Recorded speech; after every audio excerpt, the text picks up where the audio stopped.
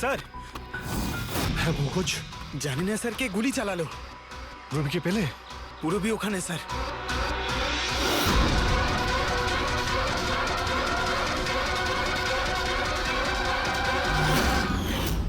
ও no. Pankaj, alert থাকবে। আমাকে cover করো, আমি যাচ্ছি পুরবীর কাছে।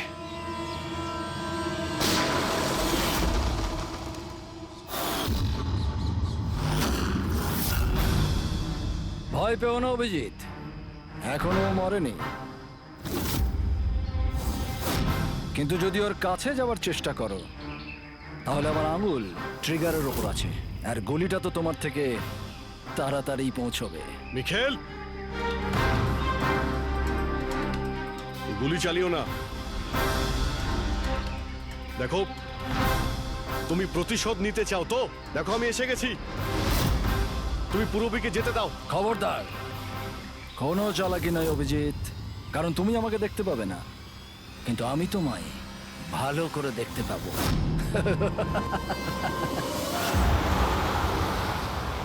অভিজিৎ, আমার কথা মন দিয়ে শোনো, তুমি একদম রিঅ্যাক্ট করবে না। তুমি এই মিখেলকে দেখতে পাবে না। তুমি আর কেতনবাবু, ওকে কেতনবাবু স্টাডি রুমে দেখতে পাওনি। মাহান ওকে আর্ট ওয়্যার হাউসে দেখতে পাইনি। পুরবী নিজে ওকে ওর ঘরে দেখতে পাইনি। কেন? কারণ ওকে দেখা সম্ভব নয়।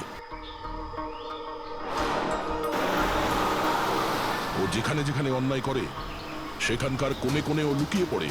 ওই রুমে, ওই ডেকোরেশনে ও এমন ভাবে লুকিয়ে পড়ে কেউ বলতেই পারবে না যে ও আর্ট পিস না একজন মানুষ।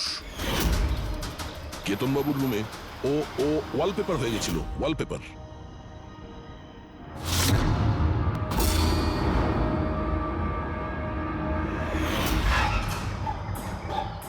আর মেহানের ওই ওয়্যার হাউসে ও ও পোর্ট্রেট হয়ে গেছিল।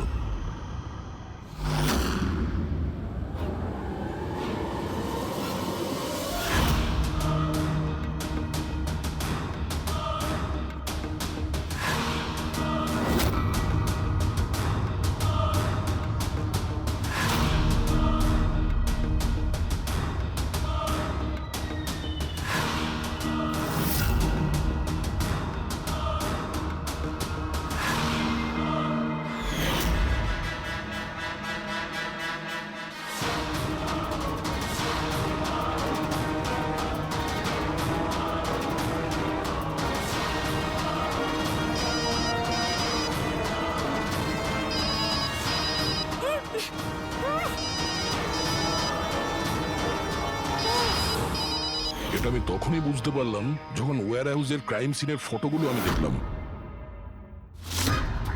তখনই আমার নজর ওই পোর্ট্রেটের আঙুলের উপর গেছিল।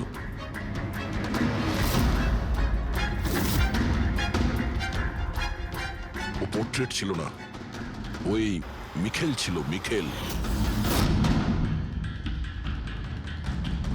ওকে দয়া, পঙ্কজ সাবধানে, পঙ্কজ সাবধানে, জঙ্গলে লুকিয়ে আছে। পঙ্কজ, তুমি এখানেই থাকো, পুরবীর দিকে নজর রাখবে। মিখেল, আমরা কিছুই করবো না, আমরা এখান থেকে চলে যাচ্ছি। তবে তুমি পুরবীকে ছেড়ে দাও প্লিজ।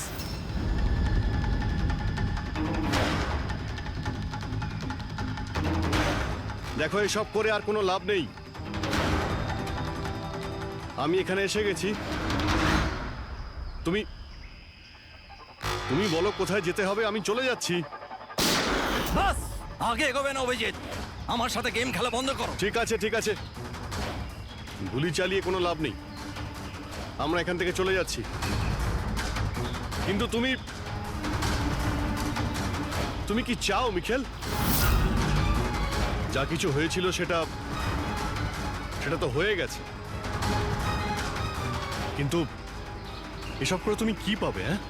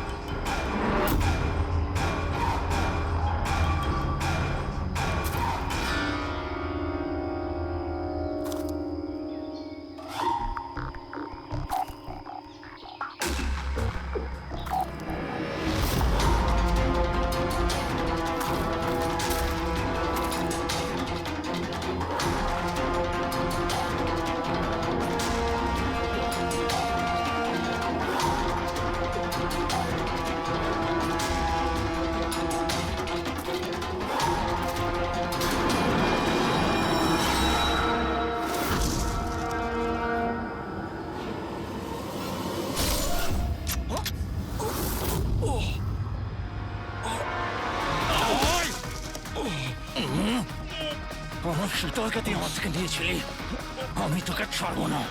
আয়, আমার শীতলকে দূরে করেছিলি।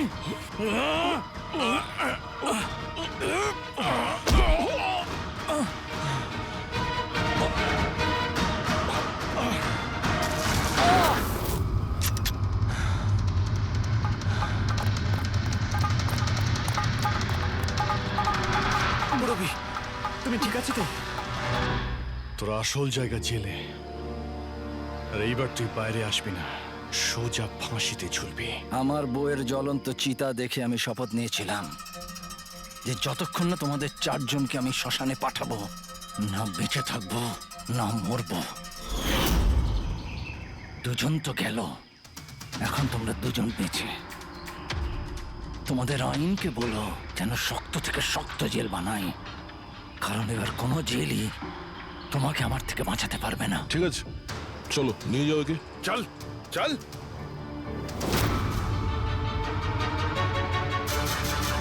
আসবো, ফেরত আসবো।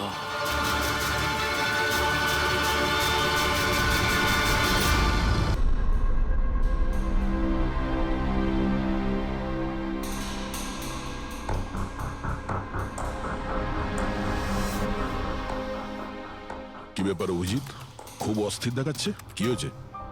আরে ভাই, ওই একটা ভিডিও কল আসবে, তার জন্যই ওয়েট করছি। Video call? এর আগে তোমাকে কখনো ভিডিও কলে কথা বলতে দেখিনি। কোনো বিশেষ ব্যাপার কি? আরে ভাই, তুমিও না প্রত্যেকবারই। আরে তেমন কিছু নয়। আরে আমাদের কেতনবাবু ছিলেন না, ওই ক্রাইম ব্রাঞ্চের। হ্যাঁ হ্যাঁ, কেতনবাবু, মনে পড়েছে। আরে উনি বললেন যে 12:30টার সময় আমার সঙ্গে ভিডিও চ্যাট করতে চান, আমায় সারপ্রাইজ দেবেন, সেই জন্যই ওয়েট করছি। ও, স্যার কেমন আছেন? কেতন স্যার, আরে আপনাকে তো একদম ফিট মনে হচ্ছে। আরে কেন পেছনে লাগছো বাবা? জানো, রিটায়ারমেন্টের পরে বডিটা একটু বেড়ে গেছে। একটু এক্সারসাইজ করতে হবে। আরে না না স্যার, সত্যি বলছি, আপনাকে খুব স্মার্ট লাগছে। হ্যাঁ, আচ্ছা এটা বলো, তুমি তোমার বিয়ের কার্ড কবে পাঠাচ্ছ? আরে স্যার আপনিও না। দেখুন স্যার, আপনি সিনিয়র, আপনি আগে করবেন, তারপরে আমি করব। আমি লাইন ভেঙে আগে কি করে যাব স্যার? হ্যাঁ, আরে ভাই, নতুন বাড়ি কিনেছি, ব্যাস ওরে বাড়ির মাল কিনে চলে আসবে, না হলে এই বয়সে আর কে মেয়ে দেবে বলো? আরে স্যার, আশা নিয়েই আমরা সবাই বেঁচে আছি। কোথায় বাড়ি কিনেছেন আপনি? ফার্ম হাউস নিয়েছি ওয়াসিতে। হ্যাঁ, চলে এসো রোববার, একসাথে লাঞ্চ করব। অবশ্যই স্যার, অবশ্যই যাব। এখন তোমাকে আমি এই ঘরটা দেখাচ্ছি, দেখো ঘরটা কেমন দেখতে। এই যে দেখো,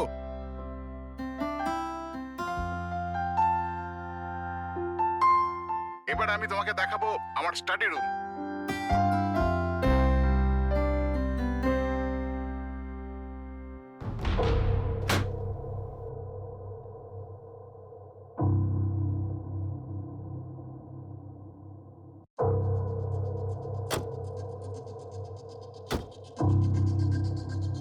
অভিজিৎ, এবার দেখো, দেখাচ্ছি তোমাকে দারুণ জিনিস, ফার্স্ট ক্লাস।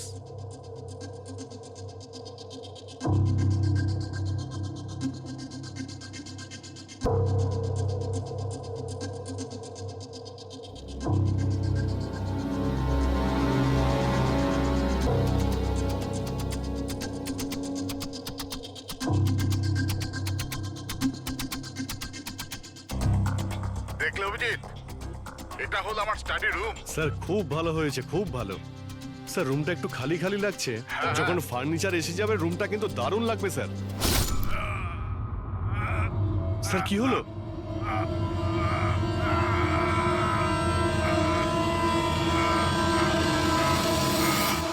ও নো স্যার!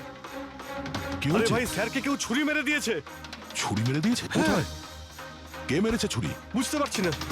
কিন্তু তুমি তো ভিডিও চ্যাট করছিলে ওর সাথে, না? হ্যাক করছিলাম, কিন্তু হঠাৎ করে এই ছুরি কোথা থেকে এলো আর কিভাবে ওনার লাগলো কিছুই বুঝতে পারলাম না। কি?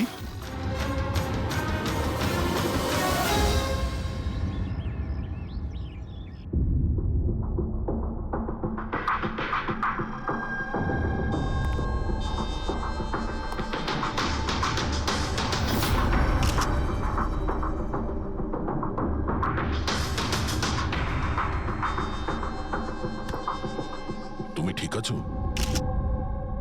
হ্যাঁ ভাই, বুঝতে পারছি না এসব কি করে হয়ে গেল। স্যার স্যার কেতন স্যার তো 100 জনেরও বেশি আসামিকে জেলে পৌঁছেছেন। হতে পারে ওদের মধ্যেই কোনো একজন আসামি এই সব করেছে। হ্যাঁ, কিন্তু কিভাবে, কখন? কেতন স্যার আমার সঙ্গে কথা বলছিলেন, এইখানে বসেছিলেন, ওনার পিছনে কেউ ছিল না। তাহলে হঠাৎই ছুরিটা কে মারলো আর কিভাবে মারলো?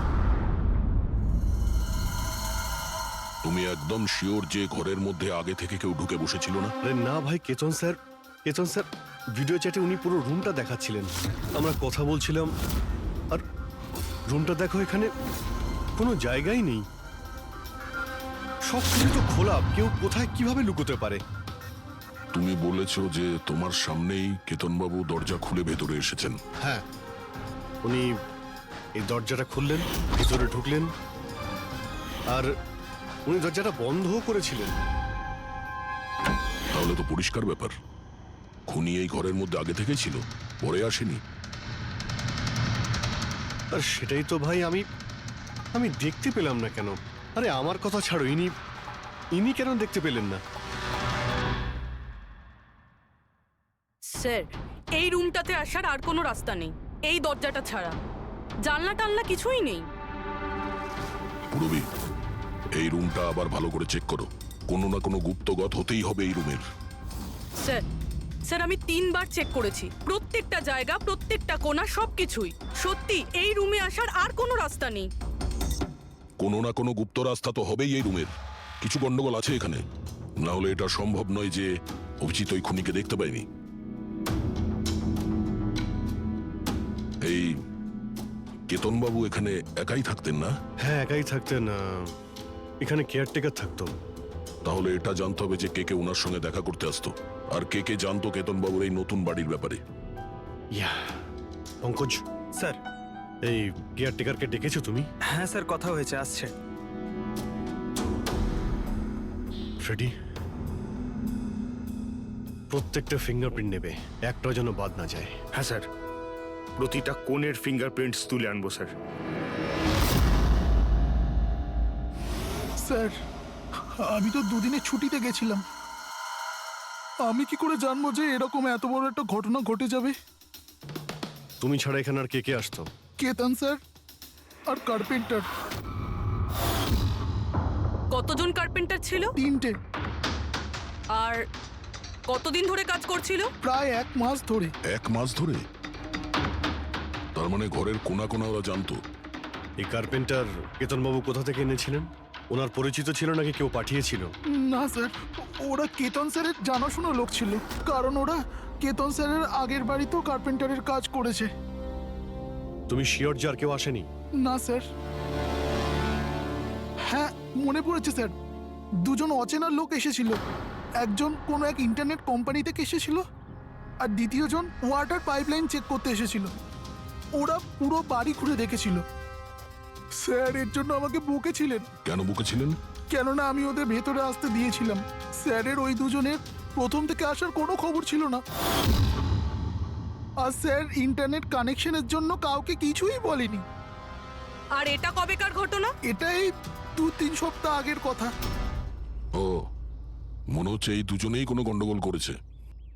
আচ্ছা, 5 বছর আগে তোমরা যখন এই কেসটা সলভ করেছিলে, তখন কেতনবাবু ছাড়া এই টিমে আর কে কে ছিল? আমি, পুরবী, কেতন স্যার আর মহেন।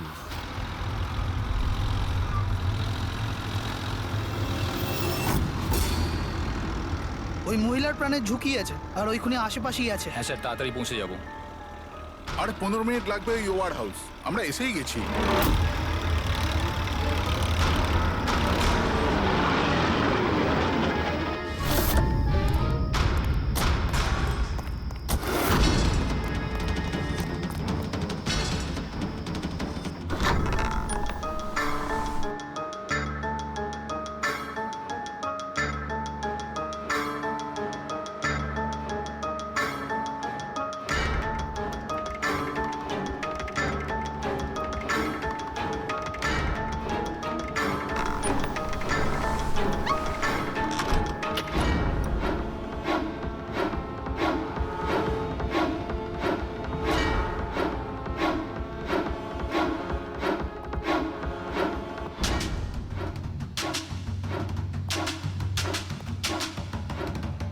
স্যার, এখানে তো কোনো মহিলাকে দেখতে পাচ্ছি না, আর ওই অপরাধীও নেই।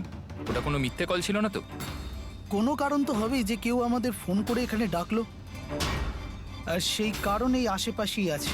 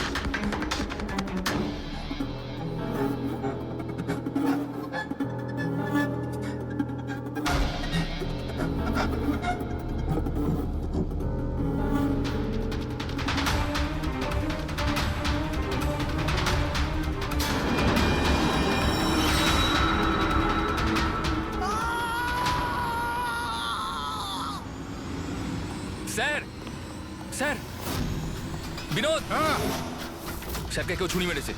Sir sir oh no, oh no, he is dead. তুমি দরজাটা দেখো, দরজা দেখো তাড়াতাড়ি। আরে দরজা তো ভেতর থেকে বন্ধ, তার মানে খুনি ঘরের ভেতরেই কোথাও আছে। ওদিকে দেখো, তুমি ভেতরটা দেখো, তাড়াতাড়ি যাও। দেখছি।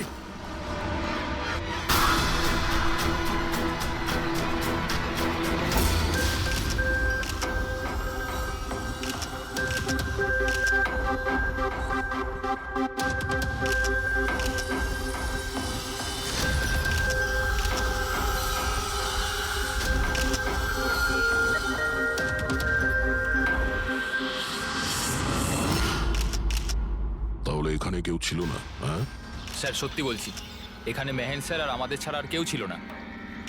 বুঝতেই পারছি না যে খুনটা করলো কি। আচ্ছা, আপনারা এখানে এসেছিলেন কেন? স্যার, একজন মহিলা ফোন করেছিলেন যে ওনার প্রাণ বিপদে আছে, ওনাকে বাঁচাতেই আমরা এখানে এসেছিলাম। কিন্তু এখানে তো কোনো মহিলা ছিলই না, আর ফোনটাও একটা প্রাইভেট নম্বর থেকে করা হয়েছিল। আচ্ছা,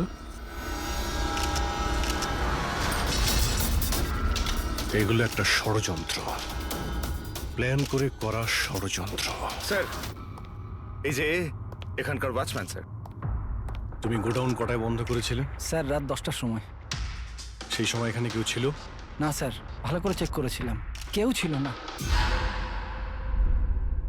আপনারা এই রুমের দরজাটা খোলা রাখেননি তো ভেতরে আসার পরে? না, ভেতরে ঢুকতেই আমরা সবার আগে দরজাটা ভেতর থেকে বন্ধ করে দিয়েছিলাম। স্যার, খুন হওয়ার পরেও আমরা দরজা চেক করেছিলাম, ভেতর থেকে বন্ধই ছিল। খুনি আগে থেকেই ভিতরে ছিল, কেতন স্যারের বাড়ির মতো।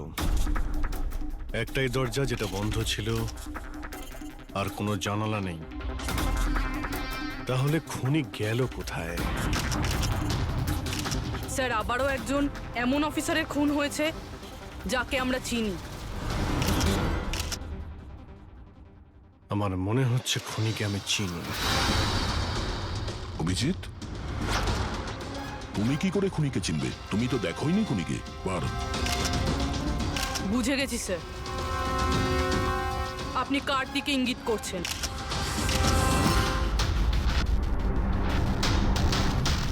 তুমি জানো এসব কি? হ্যাঁ, এটা এশিয়ার নামকরা ক্লাসিক আর্টওয়ার্ক, কিন্তু এসবের এই কেসের সঙ্গে কি সম্পর্ক? যেটাকে তুমি এশিয়ার বিখ্যাত আর্ট ওয়ার্ক ভাবছো, সেটা আর্ট ওয়ার্ক ঠিকই, কিন্তু অরিজিনাল নয়। এটা ডুপ্লিকেট, নকল। এগুলো নকল, কিন্তু দেখতে একদম আসল, অথচ এটা নকল। কিন্তু এই আর্টওয়ার্কের এই দুটো মার্ডারের সঙ্গে কি সম্পর্ক? এটা 5 বছর আগের কথা দয়া। তোমার এটা মনে আছে? তুমি আর এসিপি স্যার ডেপুটেশনের জন্য দিল্লি গিয়েছিলে। সেই সময় কিছুদিনের জন্য আমি আর পুরবী একটা কেসে ক্রাইম ব্রাঞ্চের হয়ে কাজ করেছিলাম। হ্যাঁ হ্যাঁ হ্যাঁ, কিছু কিছু মনে পড়ছে। এটা সেই কেস না যাতে কেউ নকল আর্টওয়ার্ক বানিয়ে সেটাকে বেশি দামে বেচার চেষ্টা করছিল? কারেক্ট। এই আর্টওয়ার্ক সেই বানিয়েছে, মিখেল। ওর নাম মিখেল।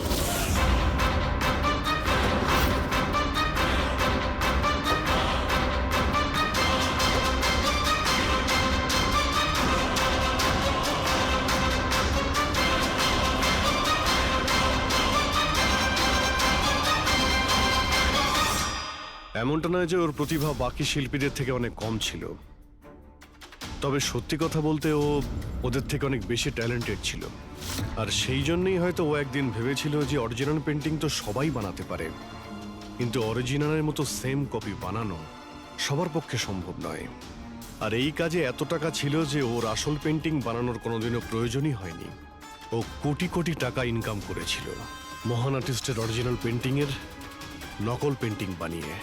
আর ওর কাজ এতটাই ভালো ছিল যে কেউ বলতে পারতো না যে পেন্টিংটা আসল না নকল। অনেকবার তো 30-40 বছরের আগের ক্যানভাসের পেন্টিং করেছে ও, অথচ সেটা কারো পক্ষে ধরাই সম্ভব ছিল না।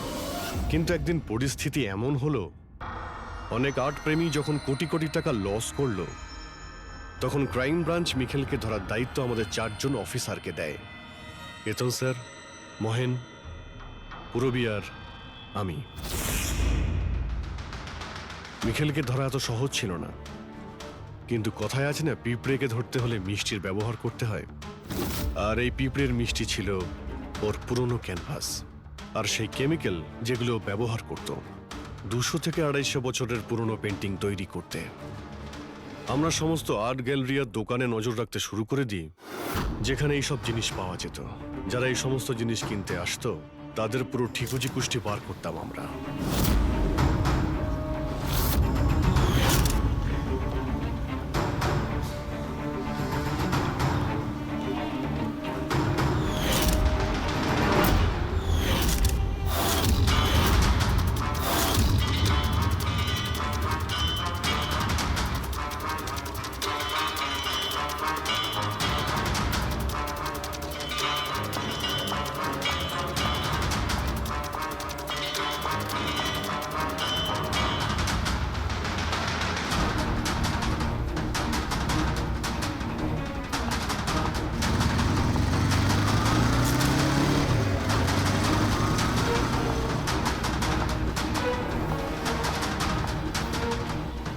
যতগুলো ছবি পাঠাচ্ছি প্রত্যেকের ডিটেলস আমার লাগবে।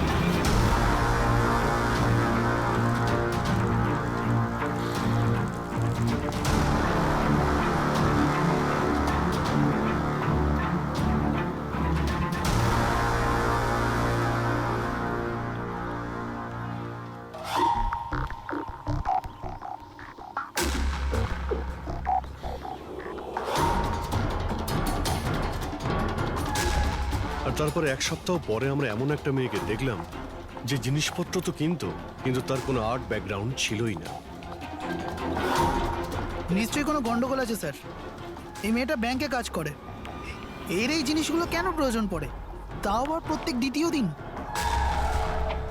হ্যাঁ স্যার, এই মেয়েটার প্রবলেম তো আছে মনে হচ্ছে।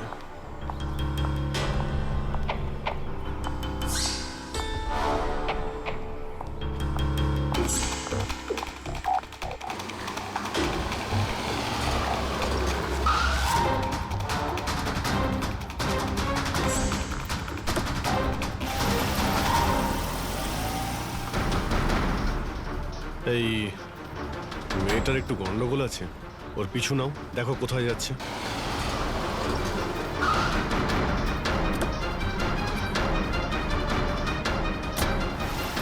স্যার, আমি ওকে 3 দিন ধরে ফলো করেছি, কিন্তু কিছু জানতে পারিনি। কারণ ও এই সমস্ত জিনিস নিয়ে ওর বাড়ি চলে যেত, কিন্তু 4র্থ দিন ও অন্য কোথাও গেল।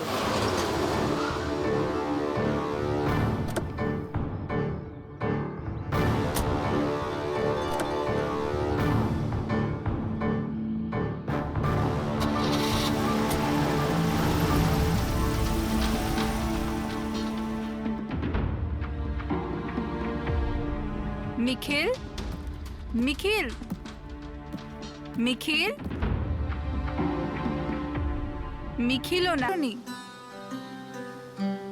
এত কি কাজে ব্যস্ত থাকো যে খাওয়ার টাইম থাকে না? তোমায় দেখলেই তো আমার পেট ভরে যায়। জানো, বেবিকে মাখন লাগানোর না এটা অনেক পুরনো আইডিয়া। মাখন নয়, সত্যি বলছি, তোমার মতো ভালোবাসতে পারে এমন জীবনসাথী কোথায় পাবো আমি, যে আমার জন্য নিজেকেও বিপদে ফেলতে পারে। আমি তো তোমার জন্য নিজের জীবনটাও দিতে। খবরদার, এরকম কথা যদি আরেকবার তুমি বলেছ, যদি তোমার কিছু হয়ে যায় না, আমি এই দুনিয়াটাকে আগুন লাগিয়ে দেবো। এত ভালোবাসো আমায়? নিজের থেকেও বেশি। যদি আমি কিছু চাই তুমি আমায় দেবে? আমি জানি তুমি আমার থেকে কি চাইবে, যে আমি কেন সবকিছু ছেড়ে দিচ্ছি না। জানোই যখন, তাহলে তুমি কেন ছেড়ে দাও না?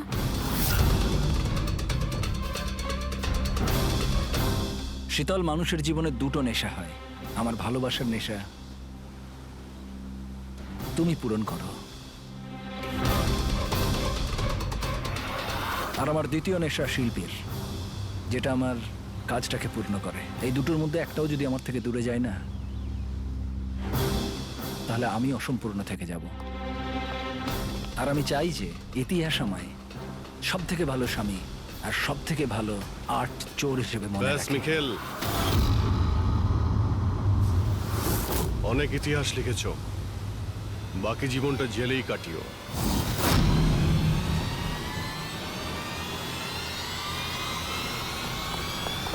Mikheil,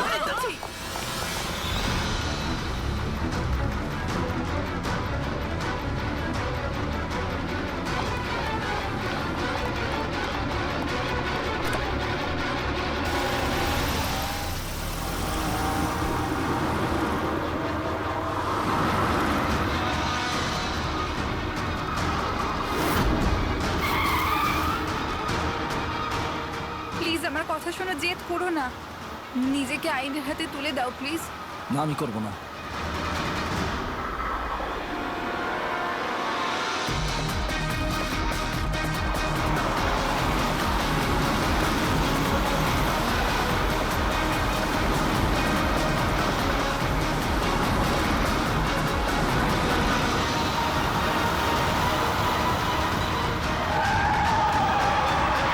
Nikhil!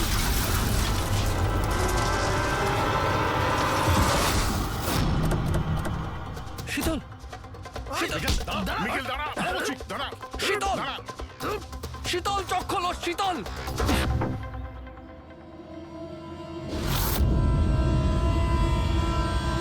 She is dead, sir. তোমাদের জন্য আমার শীতল আমাকে ছেড়ে চলে গেল। ছাড়বো না আমি তোমাদের। তোমার স্ত্রীর মৃত্যুর জন্য আমরা দুঃখিত, কিন্তু তার জন্য দায়ী আমরা নই, তুমি।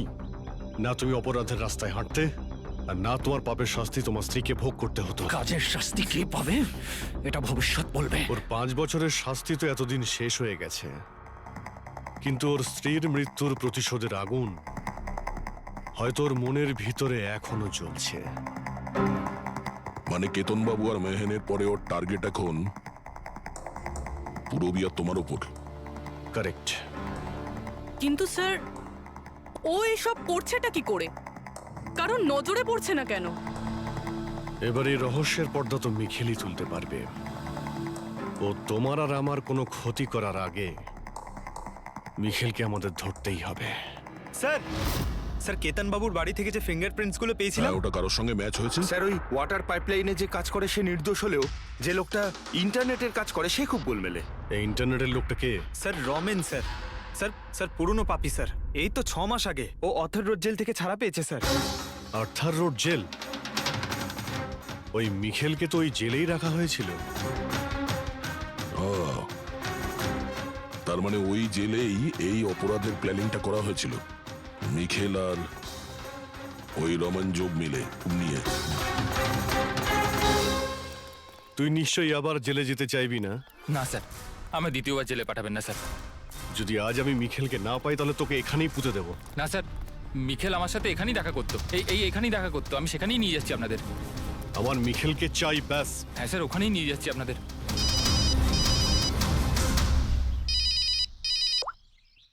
হ্যাঁ শান্তি, কি বাবা শরীর খারাপ করছে? কিন্তু এরকম হঠাৎ?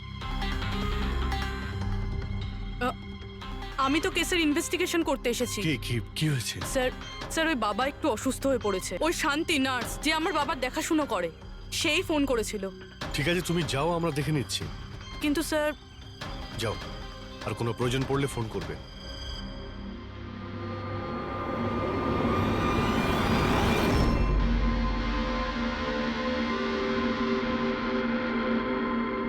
কি হলো স্যার? ফ্রেডি, আমি এটা ভাবছি যে আমাদের এই সিআইডির কেরিয়ারে আমরা অনেকেই ক্লোজ রুম মার্ডার সমাধান করেছি, কিন্তু তাদের মধ্যে একটা কেসও এরকম ছিল না। হ্যাঁ স্যার, এর আগেও এরকম ঘর বন্ধ থাকার কেস এসেছিল।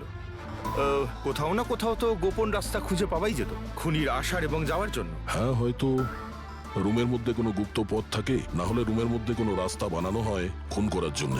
কিন্তু এখানে না তো কোনো গুপ্ত রাস্তা আছে, না রুমের মধ্যে কোনো গন্ডগোল করা হয়েছে, না। আর এই খুনি এমন যাকে দেখাই যাচ্ছে না। স্যার, আমার তো ভেবেই কিরকম মাথাটা ঘোরা শুরু হয়ে গেছে। খুনিকে দেখা যাচ্ছে না কেন? অনেক বছর আগে আমি একটা সিনেমা দেখেছিলাম যেখানে হিরো একটা গ্যাজেট লাগিয়ে অদৃশ্য হয়ে যেত, কিন্তু ওটা তো সিনেমা ছিল না স্যার। হ্যাঁ, ওটা তো সিনেমা ছিল, কিন্তু এটা তো বাস্তব জীবন। স্যার, কি ভাবছেন আপনি? এটাই ভাবছি, এর মধ্যে কোন জিনিসটা আমি বুঝতে পারছি না।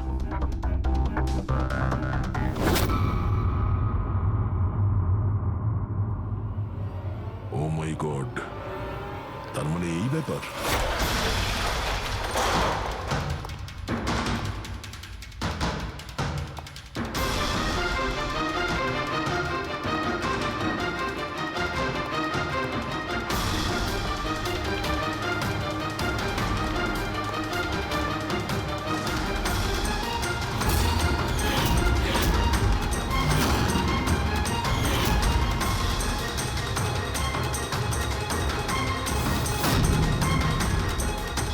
দিন ধরেই আমাদের চারজনকে ফলো করছিল, আর তুই ওকে হেল্প করছিলি এই সমস্ত কাজে?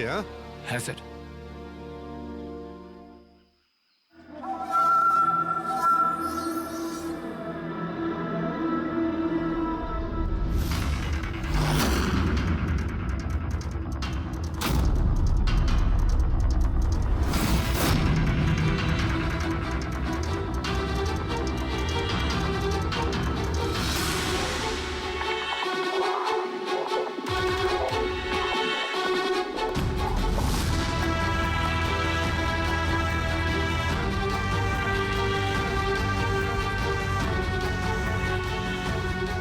কিন্তু এই ওয়ালপেপার, ফার্নিচার, এসবের ছবি কেন নিয়েছিলি?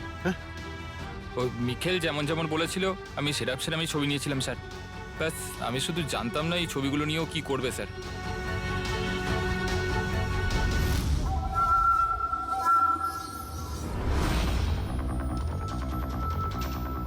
তাহলে কি এই ছবির মধ্যেই লুকিয়ে রয়েছে খুনের রহস্য?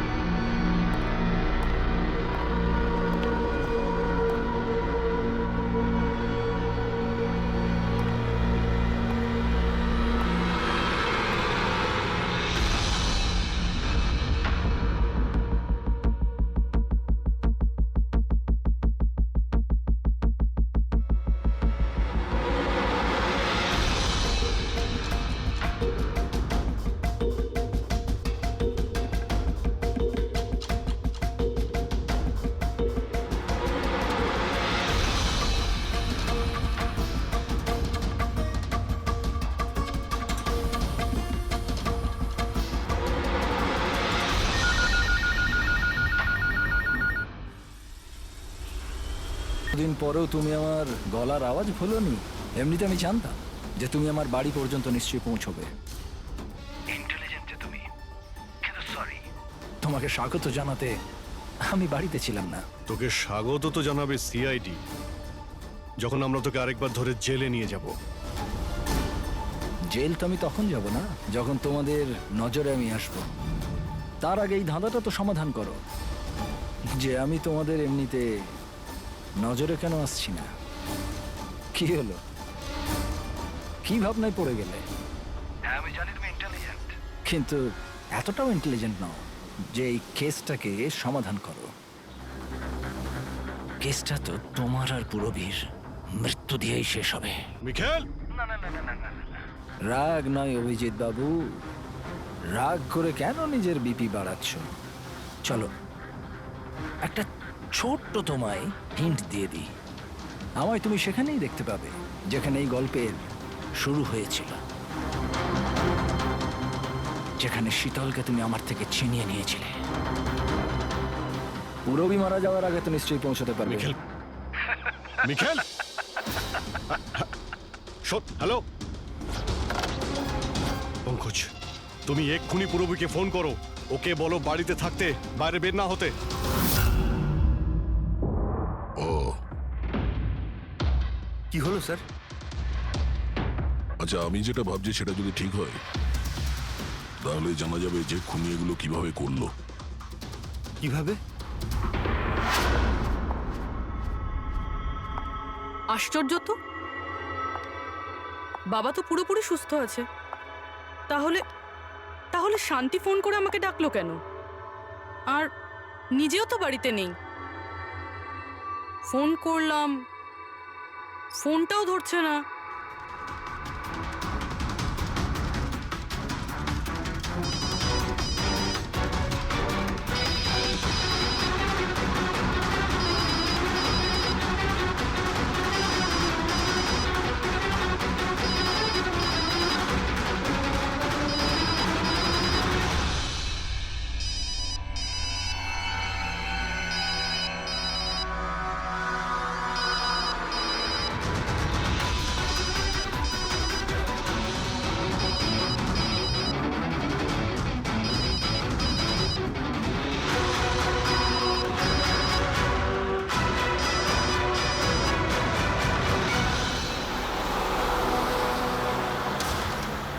স্যার, এই পুরবী তো ফোনই তুলছে না। কি, ফোন তুলছে না? কোনো প্রবলেম নেই তো? স্যার, মিখেল ওর কাছে পৌঁছে যায়নি তো? হতে পারে। ওই যে ফোনটা এসেছিল ওর বাড়ি থেকে ওর বাবার শরীর খারাপের ব্যাপারে, হতে পারে ফোনটা মিখেলই করেছিল। স্যার, পুরবীর কিছু হবে না তো? আশা করছি আমরা সময় মতো পৌঁছে যাব। যদি পুরবীর কিছু হয় তাহলে না,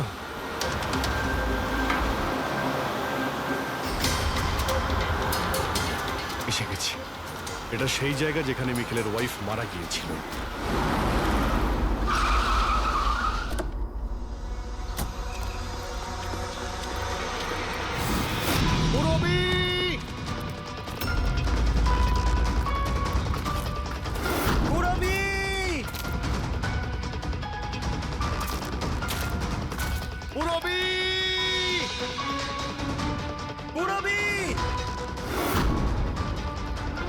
ওই দিকটা দেখো।